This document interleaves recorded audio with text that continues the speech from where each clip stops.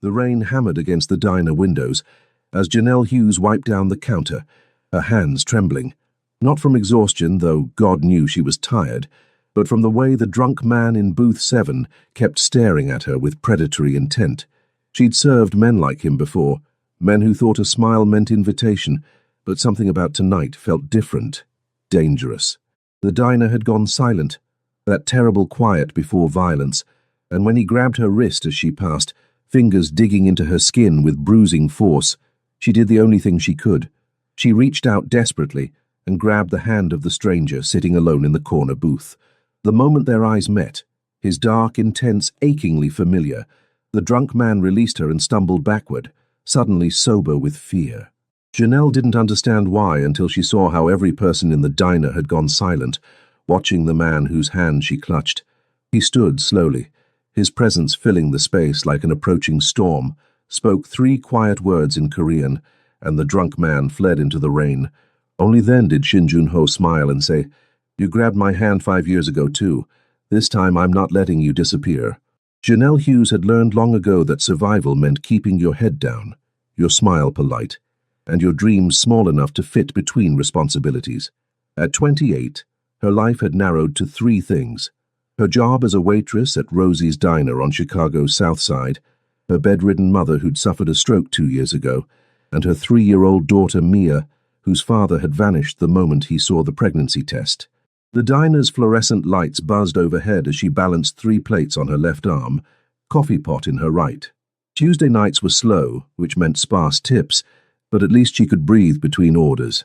Her feet ached in worn sneakers she'd been meaning to replace for months, but new shoes meant choosing between comfort and Mia's preschool tuition. "More coffee, sweetheart?"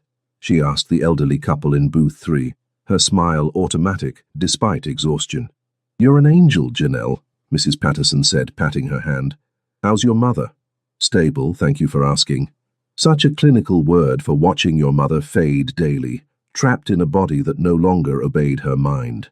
The medical bills were crushing even with Medicaid, and the home health aide who came 3 times weekly cost money Janelle scraped together from tips and prayers.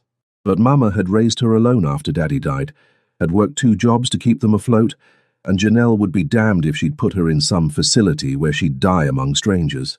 The bell above the door chimed. A man entered, rain dripping from his expensive black coat, and something about him made her pause mid-pour.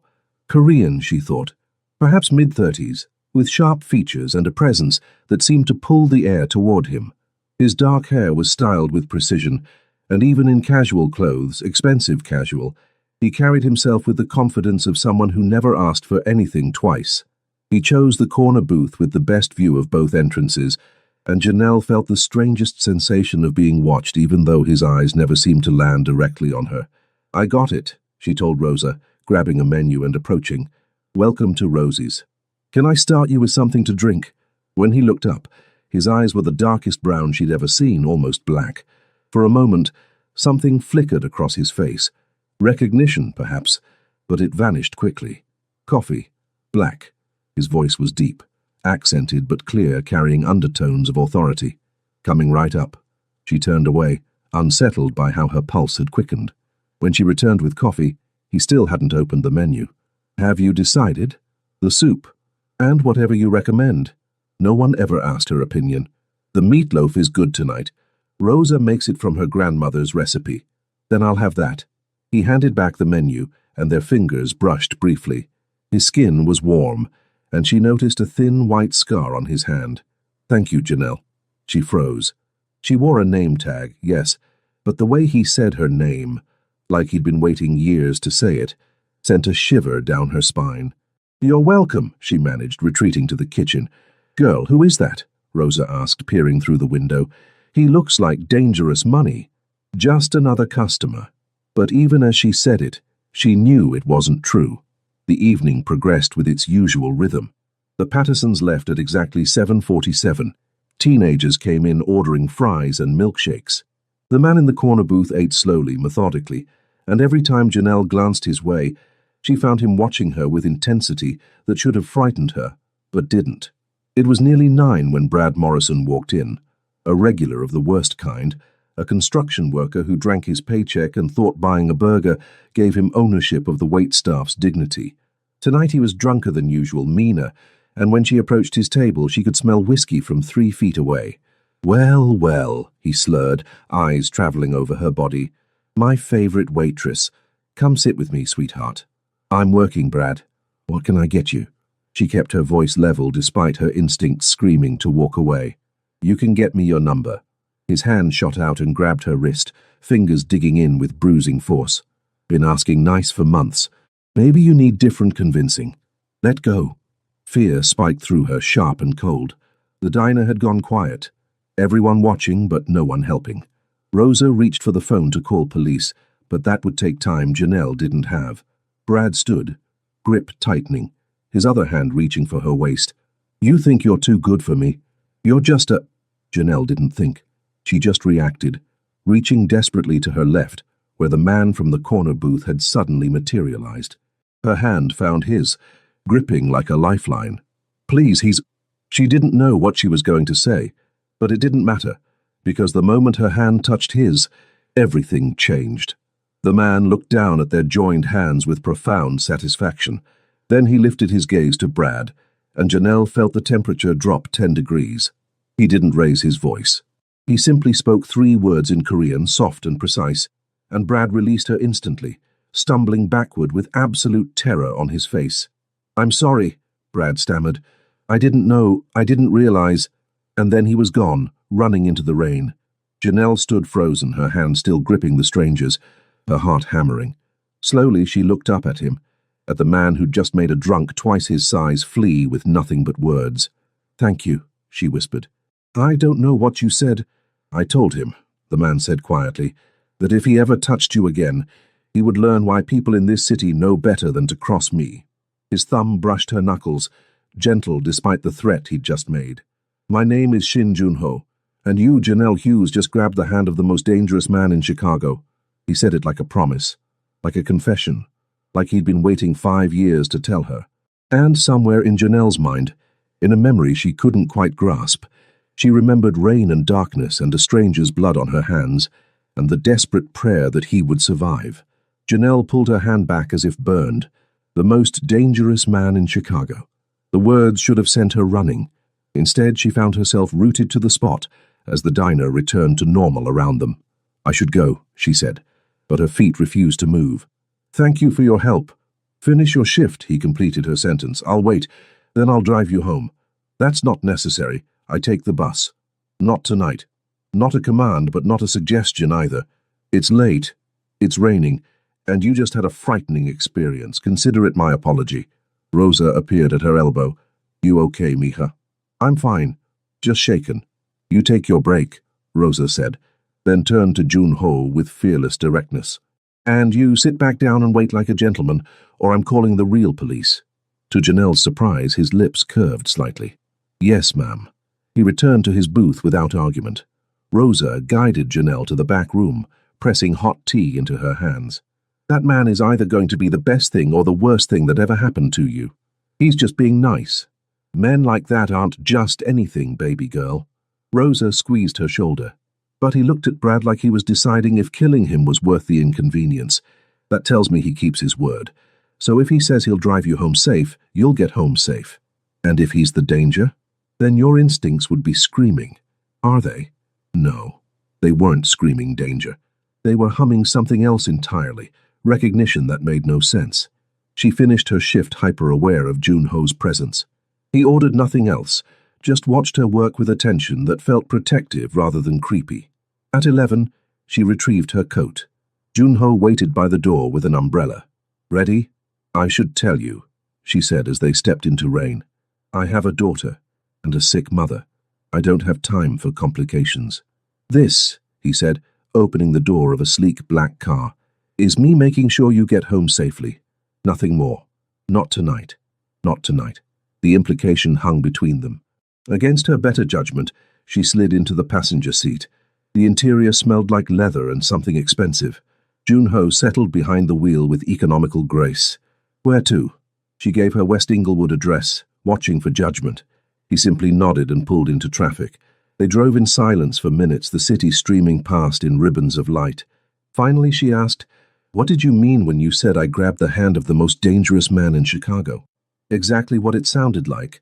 I run an organization most people avoid, but you didn't know that when you reached for me." "No, I just needed help, and I'll always give it to you." The certainty in his voice made something flutter in her chest. "That's a promise. You don't know me, don't I?" He glanced at her. 5 years is a long time to remember someone's face. Ice flooded her veins. "What? You don't remember? It was dark, raining harder than tonight, and I was not at my best."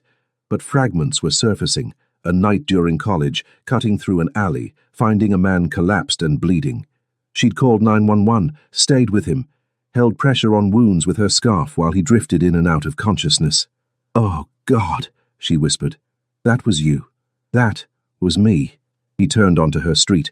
"You saved my life that night, and then you disappeared before I could thank you. I had a midterm, the ambulance came, and I just left. You were going to live. To you, perhaps. To me, it was everything." He pulled to a stop outside her building.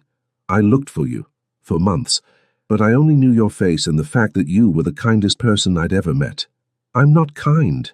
I couldn't leave someone to die. Most people did. You were the only one who stopped." He turned to face her fully. "Do you believe in fate, Janelle?" "I believe in bad luck and bills coming due." She reached for the door handle. "Thank you for the ride. I'll see you tomorrow." "Not a question. I work 7 to 3. Then I'll see you at 7. He pulled out a card and pressed it into her hand. "If you need anything before then, anything at all, call. Day or night." She looked at the card. Shin Jun-ho. Just a phone number. "Why are you doing this?"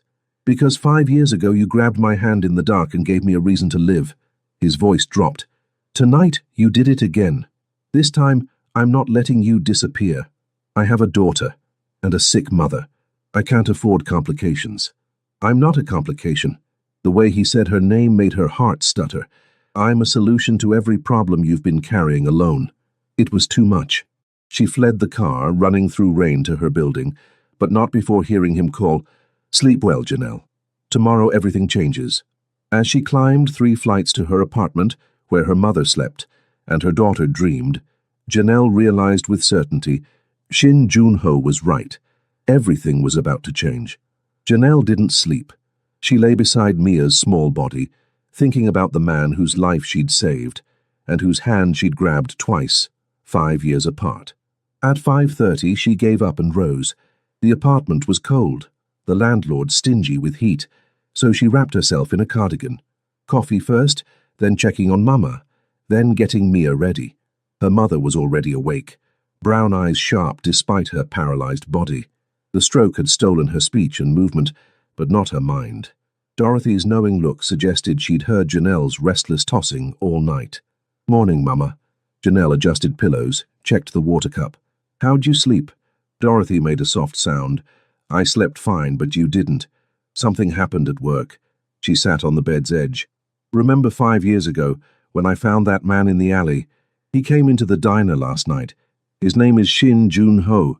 He said I saved his life, that he's been looking for me, and when a drunk grabbed me, I reached for him without thinking. Mama, he made that man run with just 3 words." Dorothy's eyes widened. She made another sound. "I know. He said he's dangerous, runs some organization, but he didn't feel dangerous. He felt like safety, like someone who keeps promises." Her mother squeezed her hand weakly. "I won't do anything stupid," Janelle promised. "I've got you and Mia to think about." But she wondered if Jun-ho was a mistake or a miracle. At 6:45 she dropped Mia at preschool. The morning air was cold as she walked 6 blocks to Rosie's. She'd left early to compose herself, but when she rounded the corner and saw the sleek black car, her heart kicked into overdrive. Shin Jun-ho leaned against the car in dark slacks and a charcoal coat. When he saw her, something in his expression softened. "You're early," she said, stopping at a careful distance. "So are you." He extended a coffee cup. "Caramel macchiato with an extra shot," I guessed. "How did you—" But she took it, and the first sip was exactly right. "I asked Rosa yesterday what you usually order." He said it like interrogating her co-workers about coffee was normal. "I wanted to get it right. This is too much. You can't show up every day with expensive coffee." "Why not?" He stepped closer. You won't let me pay your bills yet. So I'm starting small. Mr. Shin, Junho. He moved nearer still. We've held hands twice and saved each other's lives. Use my first name. I didn't save your life last night. Didn't you? You reached for me first, trusted me instinctively. That's a different kind of salvation, Janelle. Rosa appeared in the doorway. Janelle, you coming in, or you going to catch pneumonia? Heat flooded her cheeks. I'm coming. I'll be here at 3, Junho said, to pick you up. I can take the bus. I know you can, but you won't. Not anymore. The morning shift blurred, but Janelle was hyper-aware of the card in her pocket, the coffee warming her stomach, Rosa's significant looks. At noon, everything escalated. A Korean man in a sharp suit walked in, younger than Junho, distinctly out of place. He approached the counter and waited with infinite patience. Can I help you? Miss Hughes. He bowed slightly. My name is Minseo. I work for Shin Junho. He asked me to give you this. He placed a phone on the counter. Sleek, new, expensive. I already have a phone. With a cracked screen and a battery that dies by 2 p.m. Minseo's voice held kindness. He worries. This will give him peace of mind. How does he know about my battery? But she knew. Junho noticed everything. He notices what matters to him, and you matter very much. Against her better judgment, she took the phone. There's something else. Minseo pulled out an envelope. A doctor will come to your home tomorrow at 10 to examine your mother. Junho has arranged the best neurologist in Chicago. Absolutely not. I can't accept that. Do you know how much specialists cost? Do you know how little that cost matters to him? Minseo's voice firmed. When he invests in something, it's because he's decided it has value beyond measure. You saved his life. Let him try to balance that debt. There's no debt. No. Minseo met her eyes with devastating sincerity. You did what almost no one did. Several people passed that alley. You were the only one who stopped. That kind of courage is rare. He's never forgotten it. Now that he's found you again, he'll move heaven and earth to make sure you never struggle alone. Tears burned her eyes. Minseo bowed deeper and left. Rosa appeared at her shoulder. What was that? I think I'd just let a dangerous man into every corner of my life. How do you feel about that? Janelle thought about medical bills, about Mia's worn shoes, about the constant terror of one emergency destroying everything. She thought about Junho's eyes, his promise she'd never carry burdens alone. Terrified, she whispered, and more hopeful than I've been in years. Then trust your gut, baby girl, but keep your eyes open. At 3 p.m. sharp, Junho was waiting. This time, Janelle didn't hesitate. She climbed in and turned to face him. A neurologist, really? Your mother deserves the best care. He pulled into traffic. And you deserve not to worry yourself sick over bills you can't pay. I can't let you do this. It's too much. Janelle, he glanced at her. In my world, I deal in debts and threats and violence, but what I feel for you isn't a transaction. It's the first thing in a very long time that feels real. You don't know me. I know you work at that diner, that you quit a second job to care for your mother. I know you have a daughter named Mia who loves purple. I know you take the same buses weekly, buy generic everything, haven't bought yourself new clothes in over a year. He stopped at a red light and turned fully. I know you're the strongest, most selfless person I've ever met, and if you let me, I'll spend the rest of my life making sure you never have to choose between dignity and your daughter's dinner. Her hands trembled. What do you want from me? Everything. He said it simply.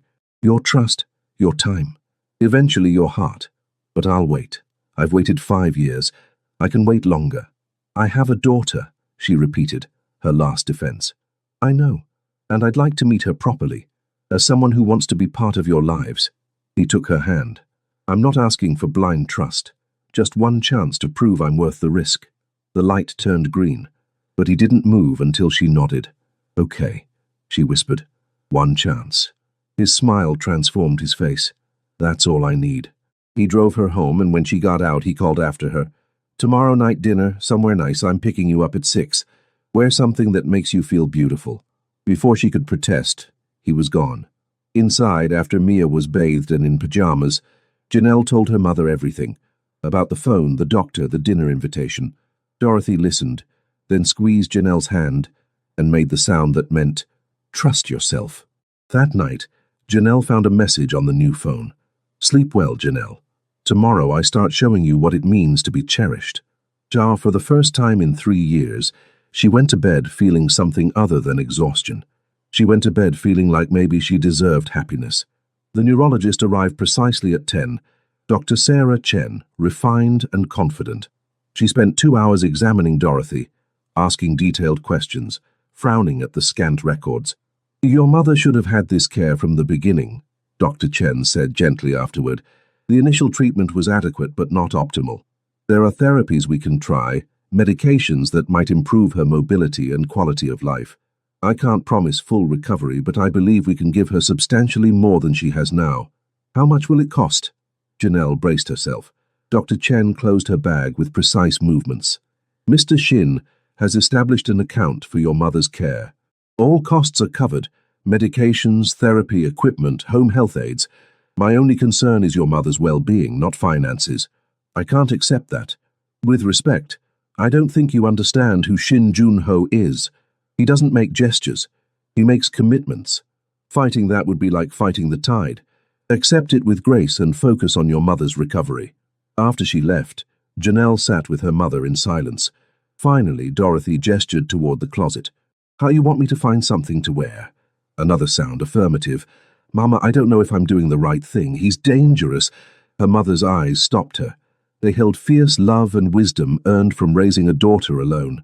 Dorothy squeezed her hand and made the sound that meant, "Trust yourself." That evening, Janelle stood before her tiny bathroom mirror, barely recognizing herself. She'd used part of the money to buy a dress from a consignment shop. Emerald green, fitted but elegant. Her natural hair was styled in soft curls, and she'd bought makeup, cheap but carefully applied. Mia sat on the closed toilet, watching with wide eyes. "Mommy, you look like a princess." "Do I? Not too much?" "You're beautiful, Mommy." Mia's certainty made tears prick Janelle's eyes. At 5:55, there was a knock. Janelle opened it to find Junho in a black suit, holding purple irises and white roses. For a moment they just stared. Then his expression transformed, something deeper than a smile, more reverent.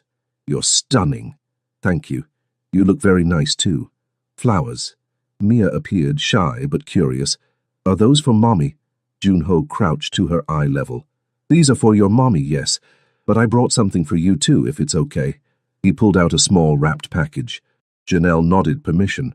Mia unwrapped it carefully, revealing a beautiful illustrated edition of fairy tales with gilded pages. "It's so pretty," Mia breathed. "Thank you, Mr. You can call me Junho," he said gently. "And you're very welcome, Mia. Can you read me one story before you go? Please." The request caught them both off guard. Janelle started to refuse, but Junho stood smoothly. "I would be honored. If we have time." "We have time," Janelle heard herself say. She watched as this dangerous man settled on her worn couch with her daughter and began reading about princesses and dragons. Mia listened with rapt attention, and when the story ended, she hugged him impulsively. "You're nice," Mia declared. "I like you." "I like you too," Junho said genuinely. "Very much." Mrs. Chen arrived to watch Mia and Dorothy. In the car, Janelle said what she'd been thinking. "You didn't have to do that. The story. I wanted to." He navigated traffic with ease. "Your daughter is remarkable. Smart, curious, affectionate. You've done an incredible job. I've done my best. It doesn't always feel like enough. You're more than enough." He glanced at her. "Perfect. Exactly as you are." The restaurant was unlike anywhere Janelle had been. A rooftop establishment with floor-to-ceiling windows, offering panoramic city views. The maître d' greeted Junho by name and led them to a private corner table. "This is too much," she said. "This is barely a beginning." He held her chair. "Tell me about your mother, Dr. Chen called." So she did. Over courses of exquisite food, she told him everything.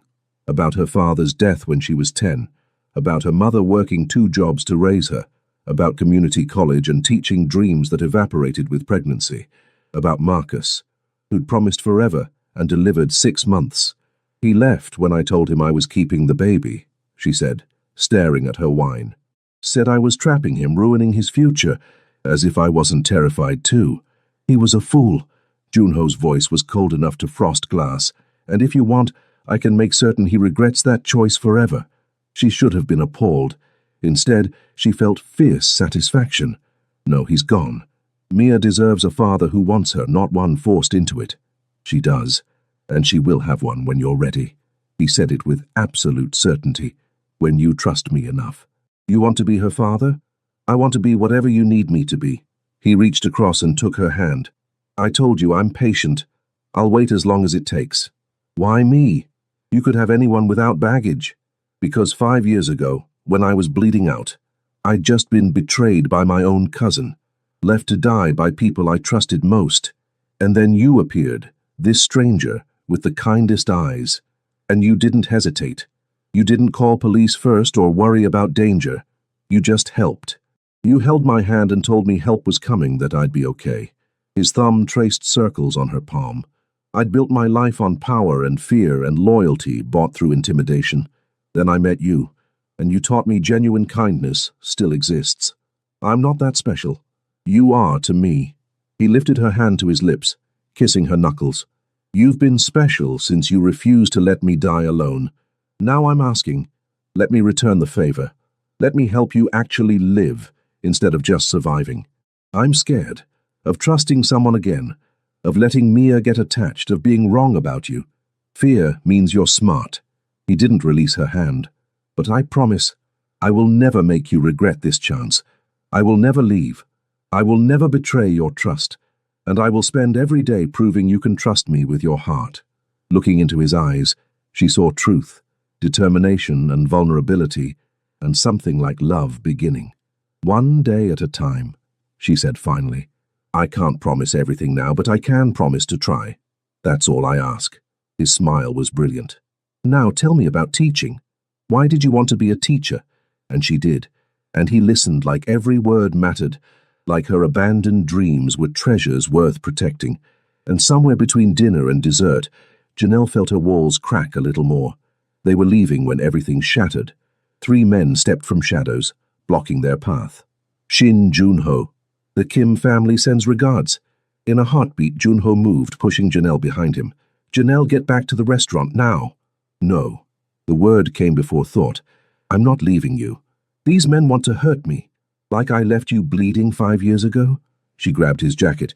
No, we face this together or not at all. Something flashed across his face. Surprise, admiration, something deeper. He pulled out his phone, pressed one button. This is a public space, he said with deadly calm, and you're making a mistake. The mistake was yours, the lead man said. You think you can disrespect Kim Sunwoo? I think, Junho replied, voice dropping to something cold. Kim Sunwoo is about to learn why I'm the one people fear, and I think you have 30 seconds before my people arrive. The men hesitated. Cars appeared. Black, sleek, full of suited men. Minseo emerged first with 5 others, and suddenly the attackers were surrounded. Take them, Junho said quietly. Send Kim Sunwoo a message. If he ever threatens what's mine again, there won't be enough of him left to send messages. The men were removed efficiently. Minseo approached. Boss, are you? I'm fine, thanks to her.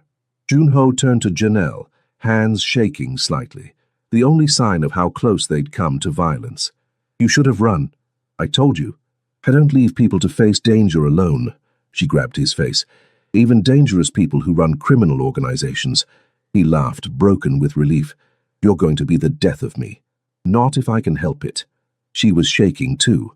Take me home and tell me everything. Because if we're doing this, if I'm letting you into our lives, I need to know what world I'm stepping into. In the car, he told her everything. About his organization, about codes and territories and violence, about his cousin's betrayal 5 years ago, about rebuilding from nothing, about enemies who would always exist. I can't promise perfect safety, he finished outside her building, but I can promise the best protection available. I can promise no one will harm you or Mia while I'm alive, and I can promise I'm working toward a way out, toward legitimacy, toward a life that won't constantly endanger my family. How long? Until you're out? 2 years, maybe 3. I have plans, investments, legitimate businesses already profitable, but I can't just walk away until the transition is secure or everything collapses and violence spreads. I have responsibilities, people who depend on me. Janelle thought about Mia sleeping upstairs, about the life she wanted, safe, stable, free from shadows. But she also thought about how he'd protected her tonight, read to Mia, looked at her like she was precious. 2 years, she said finally. I can wait 2 years. But you have to promise me that at the end you're done, that we get a normal life. I promise. He cupped her face. 2 years, and then I'm yours completely. No more danger, no more shadows. Just us. And Mia. And Mia. His smile softened. I meant what I said. I want to be her father if you'll let me. I want to be the man she calls for help, who teaches her to be brave, who walks her down the aisle one day. Tears spilled down her cheeks. That's a long commitment for someone you've known less than a week. I've known you for 5 years. I just didn't have you yet. Now I do. And I'm never letting go.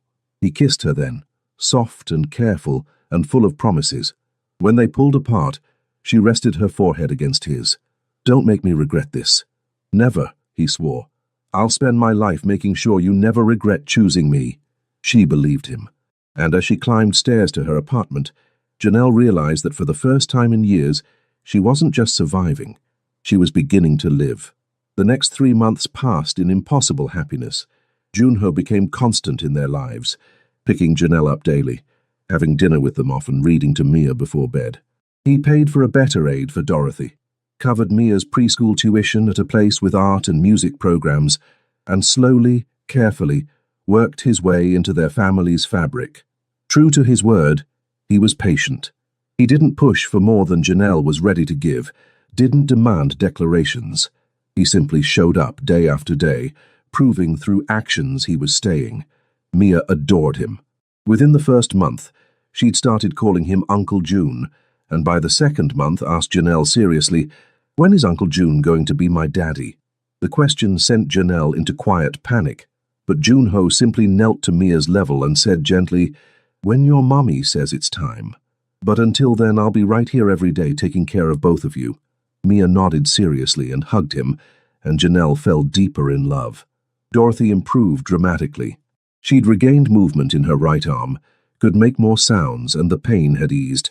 She'd also developed a soft spot for Junho, making encouraging sounds whenever he visited, and giving Janelle looks that said, "Don't let this one go," as if Janelle could, as if she wanted to. But in the 3rd month, everything unraveled. A text from an unknown number. "Your boyfriend's secrets will destroy you. Ask him about the warehouse fire in 2019. Ask him who really died." Janelle stared at the message, ice forming in her stomach. She'd accepted Junho's dangerous world, but this felt different. Personal. She waited until Mia was in bed. "Tell me about the warehouse fire in 2019. Color drained from his face. "Who told you? Does it matter? Is it true? Did someone die?" "Yes." He stood, pacing to the window, shoulders rigid. 3 people died. 1 was innocent, a security guard in the wrong place. The others were rival gang members targeting my territory. It was early in my leadership. I had to prove I'd do what was necessary. I made a choice, protect my organization or show weakness that would get more people killed. I chose protection. But someone innocent died. The words felt like glass. "I gave the order and I'll carry that guilt forever." He wouldn't look at her. "It was the worst mistake of my life. There's no excuse. You said you'd never lie to me. I didn't lie. I just didn't tell you everything because I knew it would change how you see me, and I wasn't ready to lose you. So you kept it secret. What else are you hiding?"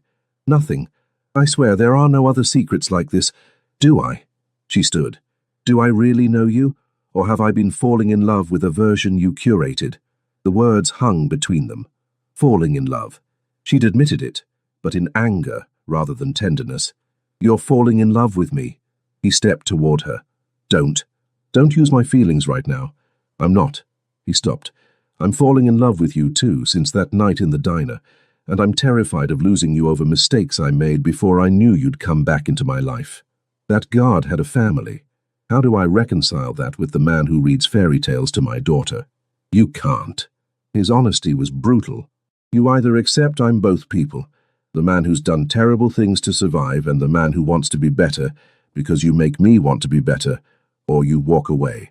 I'll understand if you do, but please don't walk away." Janelle thought about Marcus, who'd broken promises. about her father who died too young, about all the ways life taught her trusting men was dangerous.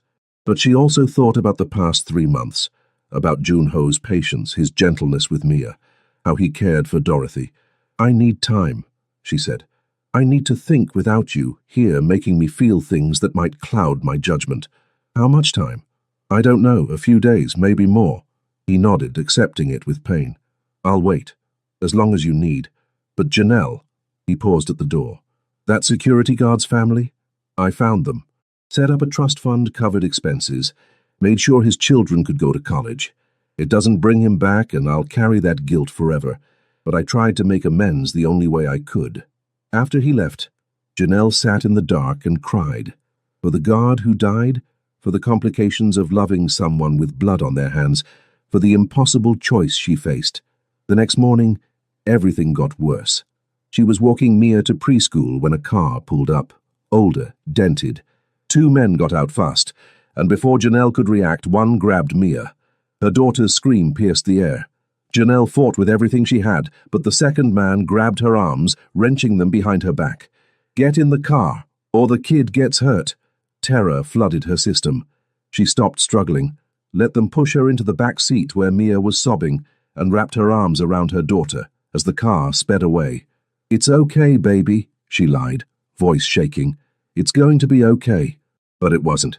They were driven to an abandoned building, dragged into a room that smelled of mold and despair, and left while their captors made calls in Korean. Mia buried her face in Janelle's chest, and Janelle held her and thought about the phone Junho had given her, the one charging at home because she'd only been walking 2 blocks. "Mommy, I want Uncle June," Mia whimpered. "I know, baby. Me too." Janelle pressed her face into her daughter's hair and prayed. Hours passed. The men gave them water but no food, spoke in Korean she couldn't understand. Finally, the door opened. A man in an expensive suit entered, older, mid-50s, with cold eyes. "Miss Hughes, I apologize for the drama, but Shin Junho needs to learn actions have consequences. Let my daughter go." Janelle kept her voice steady. "She's 3. She has nothing to do with your problem with Junho, but she has everything to do with you, and you have everything to do with him." The man Kim Sunwoo smiled without warmth.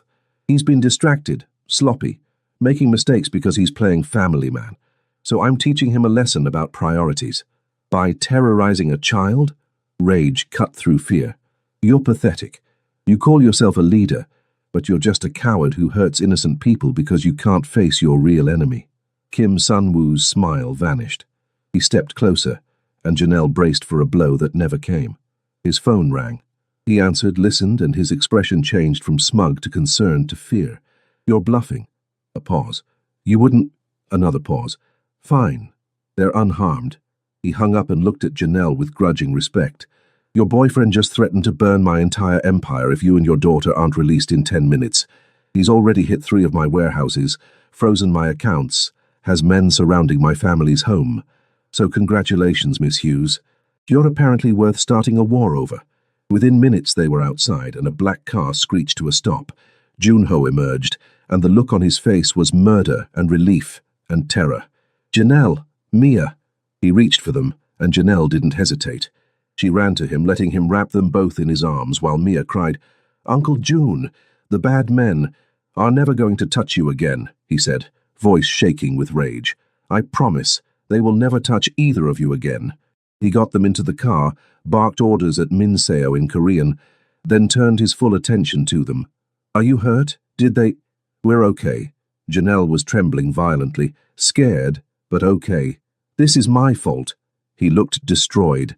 "This happened because of me, because Kim Sunwoo wanted to hurt me." "Stop."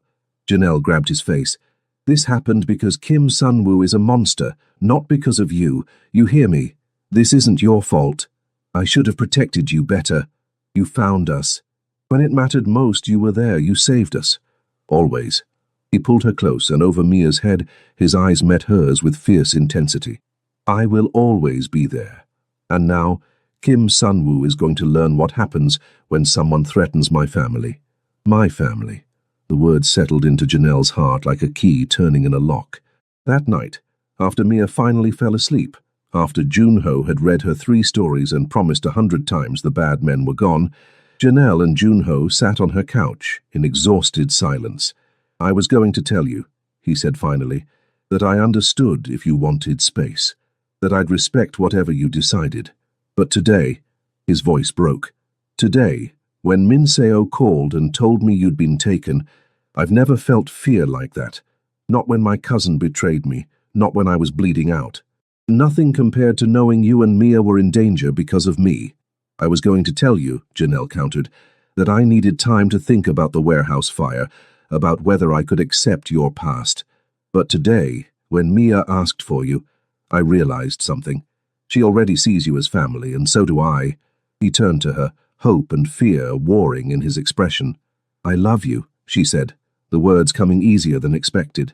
"I'm terrified and this is complicated, and your world is dangerous, but I love you and I choose you, both sides of you. The man you were, and the man you're becoming. Janelle!"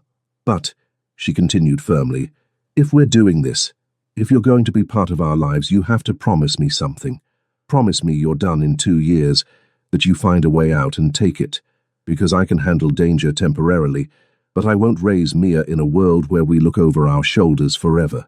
I promise." He took both her hands. 2 years. And I'm accelerating the timeline. I'll work day and night to make it sooner, because you and Mia are my priority now. Not territory, not reputation. You, always you. She kissed him then, deep and desperate and full of all the fear and relief and love she'd been holding back. When they pulled apart, she rested her forehead against his. "You grabbed my hand in that alley 5 years ago," he whispered. "And tonight in desperation you grabbed it again, not knowing I'd waited all these years for you, not knowing I'd already decided you were mine, and now you're telling me you love me, and I—" His voice broke. "I don't have words." "Then show me," she said. "Show me every day. Be there for Mia. Help me care for my mother. Build the life you promised. And in 2 years, marry me and give my daughter your name." His eyes went wide. "Are you? I'm not proposing yet. I'm giving you something to work toward." She smiled through tears. "Prove you can leave that world. Prove we can have normal. And then ask me properly. And I'll say yes. Deal." He laughed, the sound watery with emotion. 2 years. And then I'm making you Janelle Shin and becoming the father Mia deserves. And until then? Until then I'm yours. Completely, irrevocably yours. He pulled her close. "You saved my life twice now, Janelle Hughes. The least I can do is spend the rest of mine making sure you never regret it." Years had passed, and the small West Englewood apartment had been replaced by a Hyde Park brownstone. Comfortable, not ostentatious, with space for a family that had grown in all the ways that mattered. Janelle stood in her kitchen, sunlight streaming through windows that actually worked, watching Mia help her younger brother stack blocks. Mia was 7 now, confident and bright, fiercely protective of her little brother. "Careful, Marcus," she instructed the toddler patiently. "If you stack them too high, they'll fall." Janelle smiled at the irony of the name, not after Mia's biological father, but as reclamation. This Marcus would grow up knowing he was wanted, cherished, protected. In the converted first-floor bedroom, Dorothy sat in her wheelchair reading. She'd never regained full mobility, but the pain was managed, and joy had returned to her eyes. She spent her days reading, watching her grandchildren, communicating through the tablet Junho had bought. The front door opened. "Daddy!" Mia launched herself at Junho, who caught her easily. "How was school, Princess? I got an A on my math test, and Tommy Anderson said girls couldn't be good at numbers, so I told him my daddy taught me math and he's the smartest person I know." She said it with fierce pride. "That's my girl." He ruffled her hair. "Though your mummy might argue about the smartest person part." "Mummy's the smartest about different things," Mia said reasonably. Janelle laughed as Junho crossed the kitchen and kissed her thoroughly. "How was your day, Mrs. Shin?" Mrs. Shin. Even after 3 years, the name thrilled her. "Busy. The school called. They want to interview me for the full-time position next month." She'd finished her teaching degree 2 years ago, while Junho made good on his promise to leave his criminal enterprise. He ran legitimate businesses now, restaurants, real estate, imports. "You'll get it," he said with certainty. "They'd be fools not to hire you." Over dinner, noisy and chaotic with Mia chattering and 2-year-old Marcus banging his spoon, Janelle looked around and marveled at how far they'd come. From that desperate grab in a diner to this, to family dinners and homework, and the beautiful mundane rhythm of normal life. That night, after the children were asleep and Dorothy settled, Janelle and Junho sat on their back porch, watching stars emerge. "Do you ever miss it?" she asked quietly. "The power, the fear?" "No." He never hesitated. "I miss nothing about that life. This," he gestured to the house, "this is the only power that matters. The trust of my wife, the love of my children, the peace of knowing I'm building something that won't crumble. We did good, didn't we? We did impossible." He kissed her head. "You grabbed my hand twice in desperation, not knowing I'd spent 5 years searching. And now I get to spend the rest of my life holding that hand, keeping it safe, making sure you never have to grab for anything in desperation again. I love you," she said simply. "I love you more." Their nightly ritual, a debate they'd never settle. Impossibly, completely, eternally. Inside, Mia called for water. Junho rose. "I'll go. You rest." She watched him disappear inside. This man who'd transformed from terrifying to tender, who'd proven day after day he was worthy of her trust. And she thought about the girl in the alley 5 years ago, the woman in the diner who'd grabbed a stranger's hand, and the family they'd built from those desperate moments. Sometimes the best love stories started with fear. Sometimes the strongest foundations were built on second chances. And sometimes grabbing a stranger's hand in desperation was actually grabbing hold of your entire future. You just didn't know it yet. But now, years later, with stars overhead and family nearby and a love that had survived everything, Janelle knew with certainty she would grab his hand again and again, in every lifetime, in every moment, because some hands were meant to hold yours forever, and Shin Junho's hand had been meant for hers since the moment she'd refused to let him die alone in the dark.